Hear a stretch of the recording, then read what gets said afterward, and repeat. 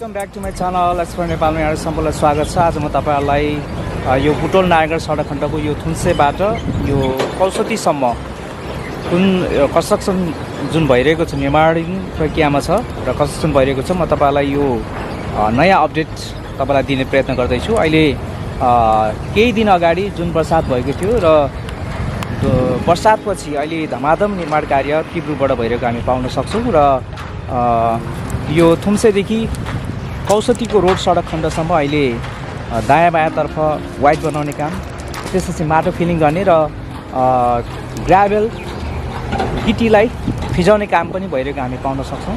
र चाहिँ जति पनि डाइभर्सनहरू लगभग निर्माण कार्य सम्पन्न हुन गइरहेको छ र हामी अहिले देखिरहेका छौँ यो थुम्से सडक खण्डको यो बनिरहेको डाइभर्सन हो।